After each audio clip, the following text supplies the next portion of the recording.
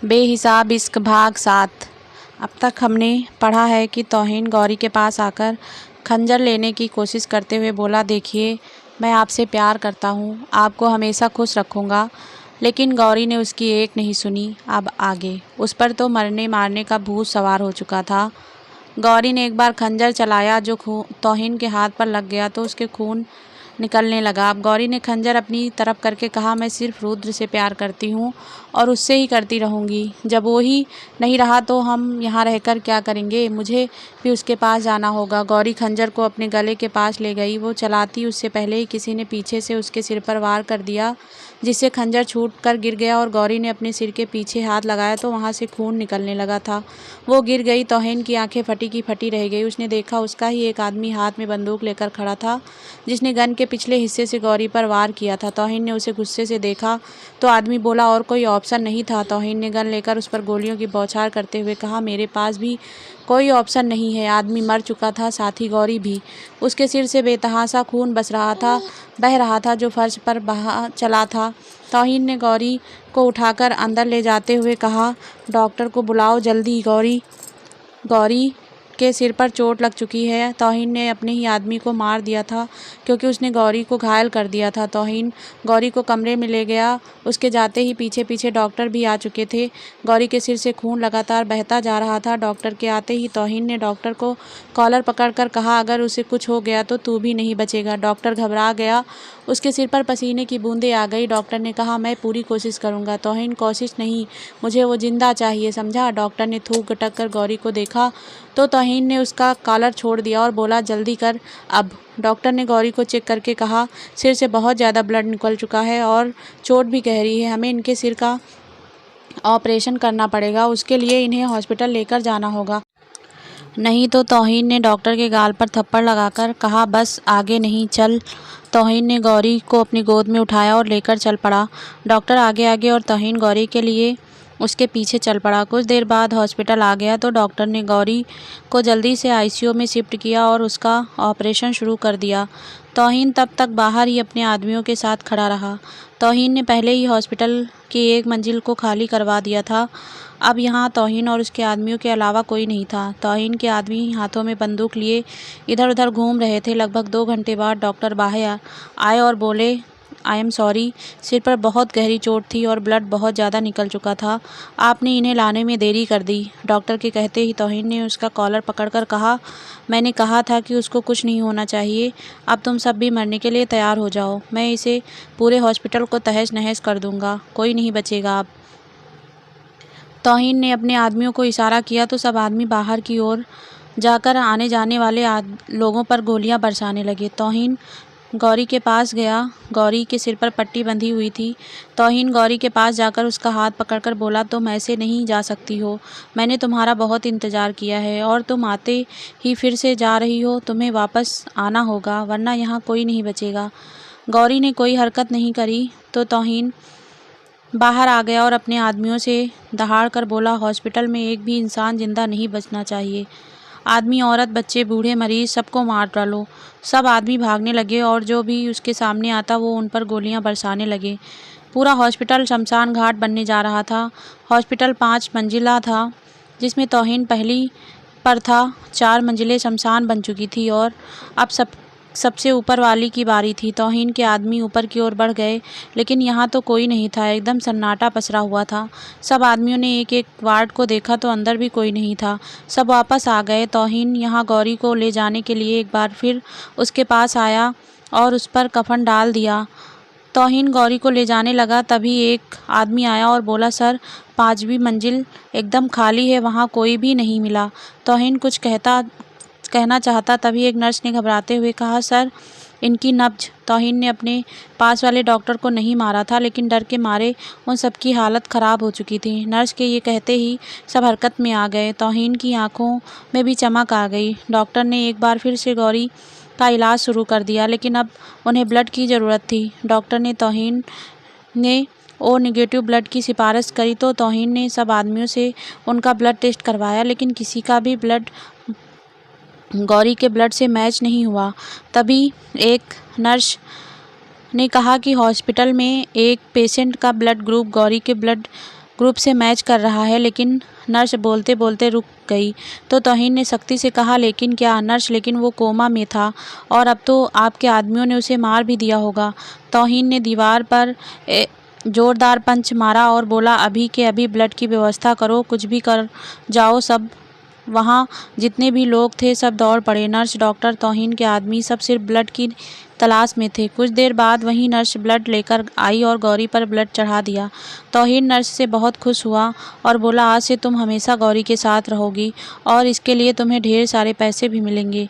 तुम चाहो तो अपने परिवार को भी अपने साथ रख सकती हो। एक बार तो नर्स डर गई, लेकिन फिर बोली, मेरा कोई परिवार नहीं है, लेकिन मैं आपके यहाँ काम करने के लिए तैयार हूँ। तौहीन ने अब कुछ नहीं कहा तो डॉक्टर मुंह लटकाकर उसके सामने हाजिर हुए। एक बार फिर डॉक्टर्स को ऐसे देखकर तौहीन का पारा हाई हो गया तो एक डॉक्टर ने हिम्मत करके कहा, हमने पूरी कोशिश करी, लेकिन फिर भी अगर उन्हें 24 घंटे में होश नहीं आया तो वो कोमा में जा सकती हैं। तौहीन, जिंदा तो रहेंगी ना? डॉक्टर, हाँ, लेकिन बस लेटी ही रहेंगी। तौहीन ने सामने देखते हुए कहा, चलेगा। तौहीन गौरी के पास जाते हुए डॉक्टर से बोला, तुम सब जो सामान गौरी के इलाज में चाहिए वो लो और चलो। अब से तुम सब भी हमारे महल में ही रहोगे। सब डॉक्टर एक दूसरे का मुंह ताकने लगे।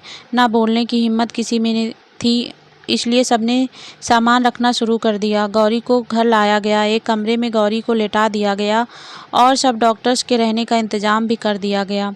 2 दिनों तक गौरी को होश नहीं आया। सब डॉक्टर्स प्रार्थना कर रहे थे कि गौरी को होश आ जाए तो उनकी जान छूटे, क्योंकि जब तक गौरी ठीक नहीं हो जाती तब तक किसी को भी कहीं जाने की अनुमति नहीं थी। तीसरे दिन सुबह ही गौरी ने आंखें खोली तो सब डॉक्टर्स के चेहरे खिल गए। तौहीन को सूचना दी गई तो तौहीन भी दौड़कर गौरी के पास आ गया। गौरी को ठीक देखकर तौहीन ने झट से उसे गले से लगा लिया। गौरी मासूमियत भरी नज़रों से सबको देख रही थी और तौहीन के यूं गले लगने से उसे कोई आपत्ति नहीं हुई। तौहीन ने गौरी के गाल को छूकर कहा, थैंक गॉड, आप ठीक हो गई। भगवान का लाख लाख शुक्र है आप ठीक हो। गौरी तौहीन को अनजान आंखों से देखकर बोली, आप कौन और मैं यहाँ कैसे आ गई? गौरी के ये कहते ही तौहीन डॉक्टर को असमंजस भरी नज़रों से देखने लगा। डॉक्टर ने धीरे से कहा, लगता है इनकी याददाश्त चली गई। तौहीन गौरी को देखने लगा तो एक डॉक्टर ने गौरी को देखकर कहा, आपको आपका नाम याद है? गौरी, जी, मेरा नाम पार्वती है, लेकिन मैं कहाँ हूँ? डॉक्टर, आपको आखिरी बात कौन सी याद है, आप बता सकती हैं? गौरी ने सबको एक नज़र देखकर कहा, नहीं, मुझे तो कुछ याद नहीं, मुझे बस इतना याद है कि मेरा नाम पार्वती है। डॉक्टर, और कुछ याद करने की कोशिश करिए, क्या पता आपको सब कुछ याद आ जाए। गौरी ने अपने सिर पर हाथ रखकर कहा, मुझे कुछ याद नहीं। तौहीन, कोई बात नहीं, आप आराम करिए। तौहीन उठकर डॉक्टर्स के पास आ गया और बोला, कोई ज़रूरत नहीं है अब उन्हें सब याद दिलाने की। मुझे तो खुशी हुई कि वो सब कुछ भूल चुकी हैं। अब मैं उनके साथ एक नई ज़िंदगी की शुरुआत कर सकता हूँ। डॉक्टर्स ने कुछ नहीं कहा तो तौहीन ने आगे कहा, लेकिन तुम लोग अब कहीं नहीं जा सकते। हमारे आदमी आए दिन चोट लगवा कर आते हैं, इसीलिए तुम लोग उनका इलाज करना और जब तक पारो ठीक नहीं हो जाती तब तक उनका ध्यान रखने की जिम्मेदारी तुम लोगों पर ही है। तौहीन चला गया तो एक डॉक्टर ने कहा, क्या किस्मत पाई है हम सब ने। दूसरे डॉक्टर ने लंबी सांस लेते हुए कहा, अब जो होना है वो तो होगा ही, हमारे कुछ करने से या सोचने से कुछ नहीं होगा, इसीलिए चुपचाप अपना काम करने में ही भलाई है। दोनों डॉक्टर गौरी की ओर बढ़ गए। सुनसान से हॉस्पिटल में जहां चारों ओर खून ही खून बिखरा हुआ था, कहीं कोई आदमी की लाश तो कहीं औरत की तो कहीं किसी बच्चे की। उसी हॉस्पिटल की 5वीं मंजिल पर भी ठीक वैसा ही सन्नाटा पसरा हुआ था जैसा कि नीचे था।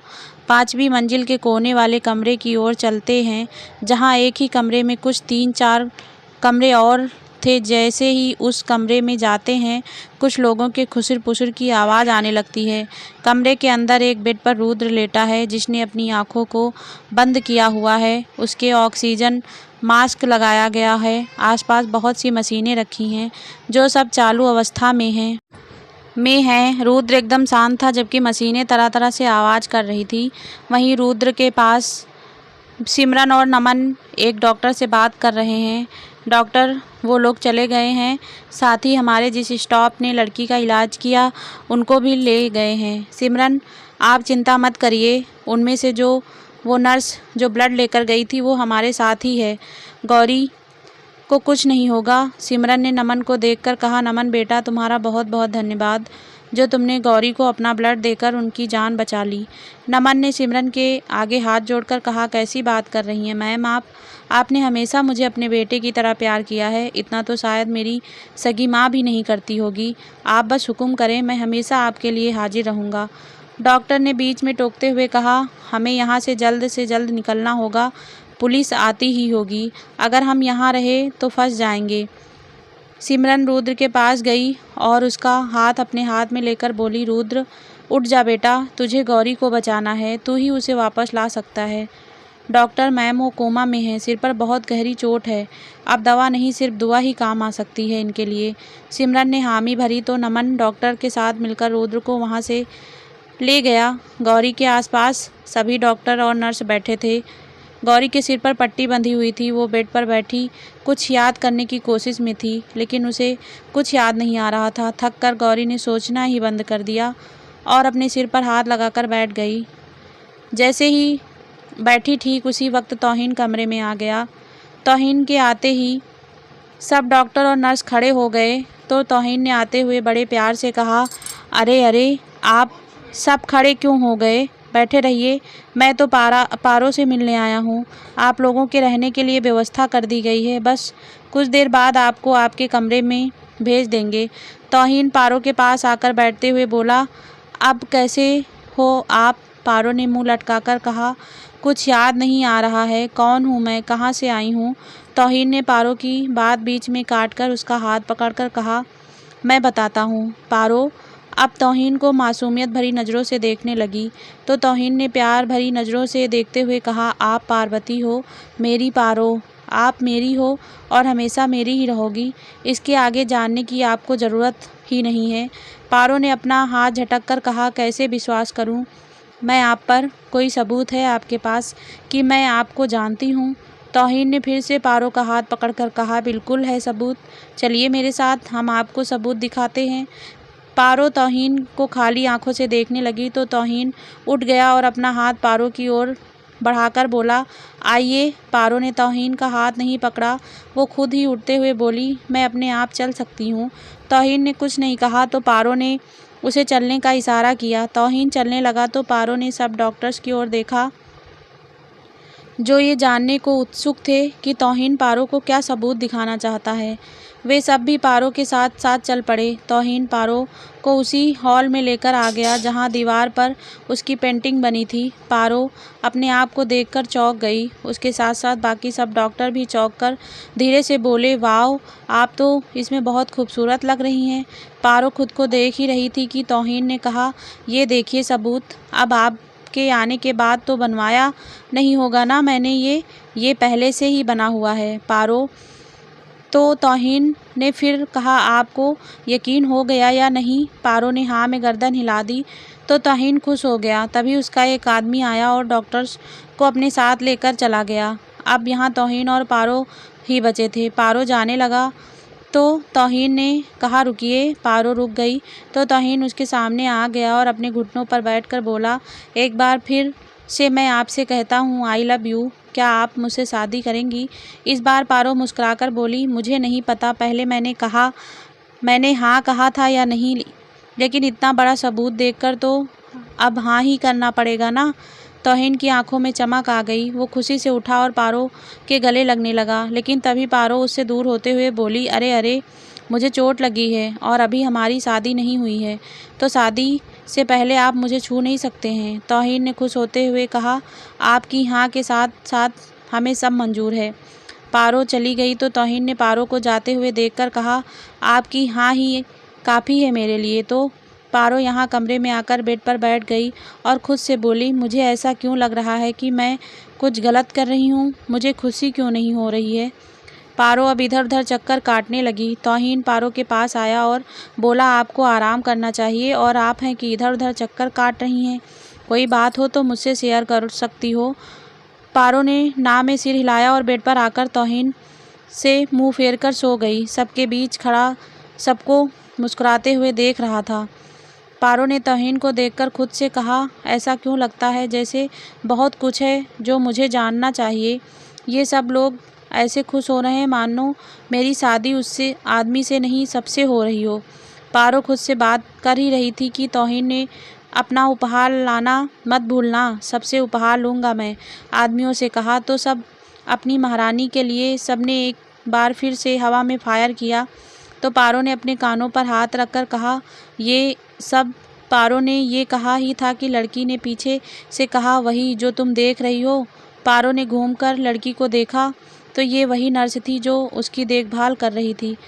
पारो ने लड़की को देखते हुए कहा, मुझे कुछ समझ नहीं आ रहा है, मुझे क्या करना चाहिए। लड़की मुस्कुराकर पारो के पास आई और बोली, सबसे पहले तो मुझसे दोस्ती करना चाहिए।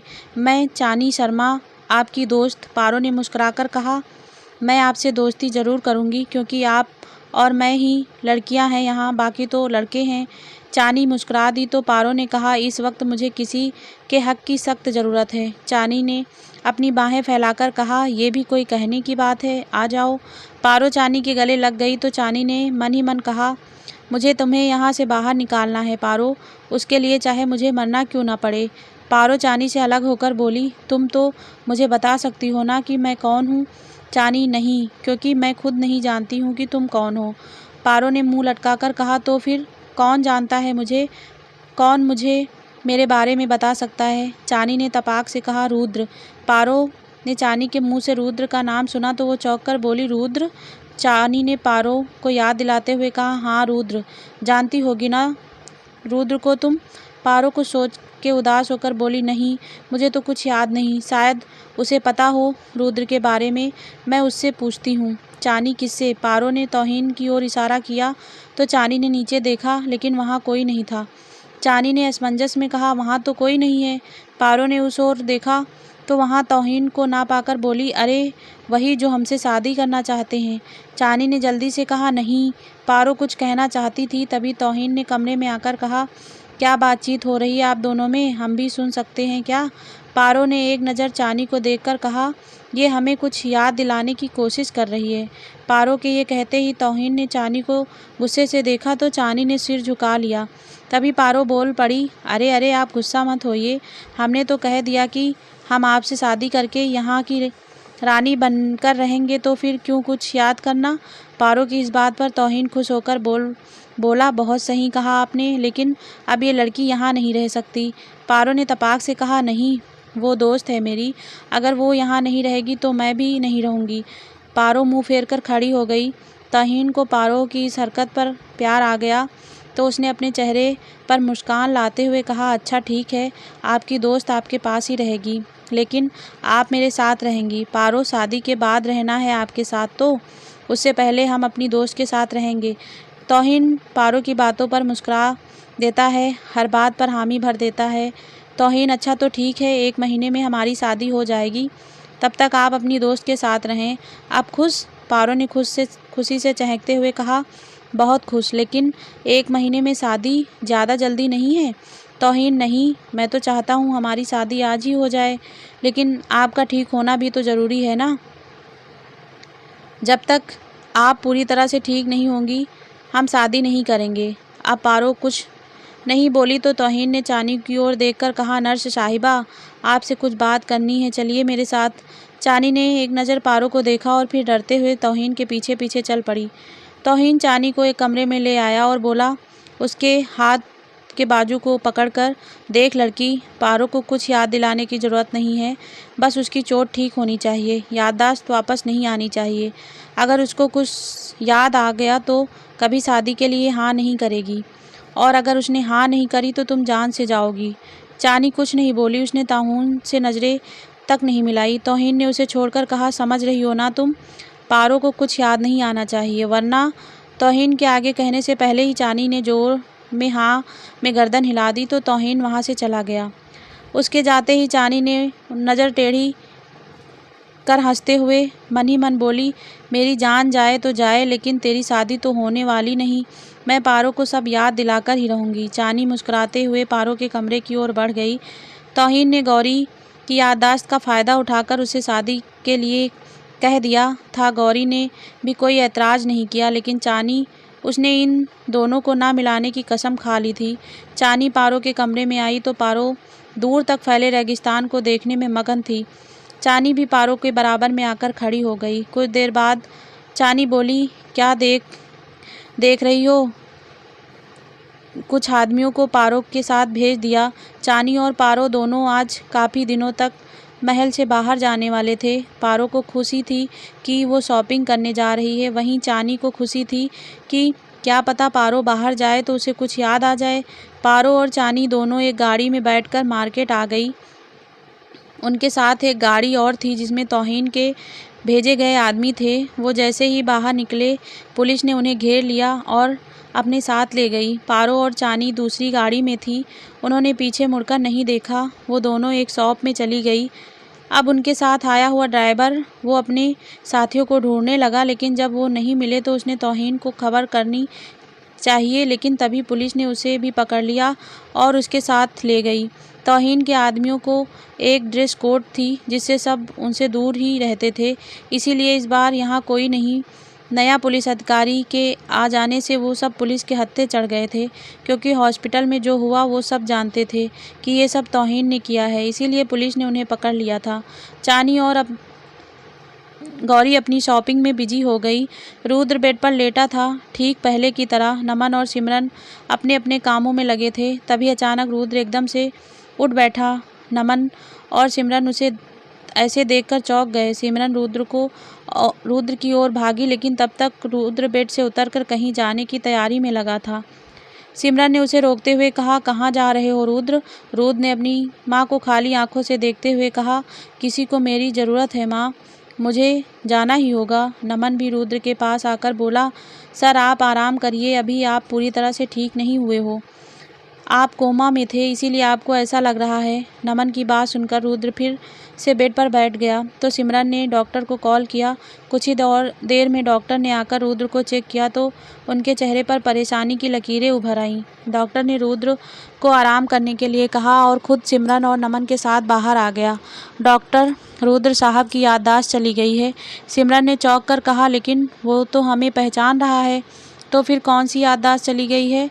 डॉक्टर, अभी तो मैं कुछ नहीं कह सकता, लेकिन उसके सर की एक नस ज़्यादा क्षतिग्रस्त हो गई है, जिससे उनके कुछ लम्हे, कुछ यादें जाने के पूरे चांस हैं।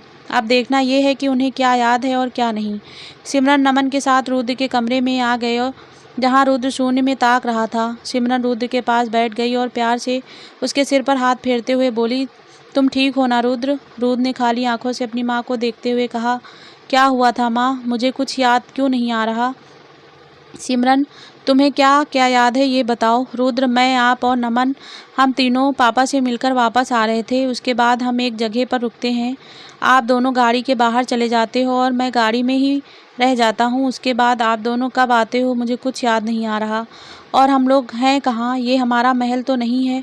सिमरन रुद्र की बात सुनकर बुत की तरह बैठी रह जाती है। सिमरन ने मन ही मन कहा, हे भगवान, ये कैसी परीक्षा ले रहे हैं आप मेरे बेटे की? गौरी की भी याद नहीं छोड़ी आपने, क्यों कर रहे हो आप इनके साथ ऐसा? सिमरन सोच ही रही थी कि रुद्र ने कहा, क्या सोचने लगी आप? बताओ मुझे, क्या हुआ था? रुद्र, ये सब तुम्हें खुद याद करना है, हम तुम्हें। सिमरन ने रुद्र का हाथ छोड़ दिया और खड़ी होकर, कुछ नहीं बताएंगे। तुम्हारी यादों में किसी की ज़िंदगी और मौत छुपी है, याद करने की कोशिश करो बेटा। सिमरन ये कहकर वहाँ से चली गई तो रुद्र ने नमन को देखा, लेकिन तभी नमन का फ़ोन बजता है। नमन फ़ोन लेकर बाहर आ जाता है और देखता है कि कोई अनजान नंबर था। नमन ने फ़ोन पिक किया तो सामने से एक लड़की की आवाज़ आती है। लड़की, नमन, मैं चानी बोल रही हूँ। चानी नाम सुनकर नमन चौंक कर कहता है, चानी, तुम ठीक तो हो ना? और ये फ़ोन कहाँ से मिला तुम्हें? चानी ने नमन के बीच में रोककर कहा, तुम चुप करो, मुझे बोलने दो, मेरी बात ध्यान से सुनो। मैं और पारो यानी गौरी, हम दोनों शॉपिंग करने आए हुए हैं और तौहीन के आदमियों को पुलिस ने पकड़ लिया है, इसीलिए हम दोनों वापस भी नहीं जा सकते। अब तुम बताओ हम क्या करें? नमन ने कुछ देर सोचकर कहा, मैं तुम्हें एड्रेस बताता हूँ, तुम गौरी जी को लेकर यहाँ आ जाओ। नमन ने चानी को एड्रेस बताया और खुद सिमरन की ओर बढ़ गया। नमन सिमरन के पास आया तो देखा कि उनके आंखों में आंसू थे। नमन ने सिमरन को समझाते हुए कहा, आप रो रही हैं। आपको याद है आपने मुझे एक दिन कहा था कि भगवान जब एक रास्ता बंद कर देता है तो दूसरा खोल देता है। सिमरन ने नासमझी के भाव से नमन को देखकर कहा, कहना क्या चाह रहे हो बेटा तुम? नमन ने मुस्कुराकर कहा, गौरी जी यहाँ आ रही हैं। आप रुद्र सर उन्हें देखेंगे तो हो सकता है उनकी याददाश्त वापस आ जाए। नमन की बात सुनकर सिमरन के चेहरे पर चमक आ गई। वो बोली, गौरी यहाँ आ रही है कैसे? नमन ने गौरी को चानी की बताई हुई सब बातें बता दी तो गौरी खुश होकर बोली, सही कहा था तुमने, भगवान ने दूसरा रास्ता खोल दिया। दोनों रुद्र के कमरे की ओर खुशी खुशी बढ़ गए, लेकिन ये खुशी ज़्यादा देर तक टिकने वाली नहीं थी, क्योंकि वो नहीं जानती थी कि गौरी को भी कुछ याद नहीं। चानी और गौरी नमन के बताए एड्रेस पर पहुंच जाती हैं। चानी ने गौरी को बताया कि ये उसके दोस्त का घर है। तो दोस्तों, ये पार्ट यहीं समाप्त होता है और नेक्स्ट पार्ट जल्दी हमारे चैनल पर अपलोड होगा। प्लीज़ दोस्तों, कोई भी गलती हो तो माफ़ करिएगा और स्टोरी को ऐसे ही प्यार और सपोर्ट करिएगा। प्लीज़ दोस्तों, कमेंट करके ज़रूर बताना स्टोरी कैसी लग रही है। वीडियो अच्छा लगा हो तो लाइक करना, कमेंट करना और हमारे चैनल को सब्सक्राइब करना। धन्यवाद दोस्तों।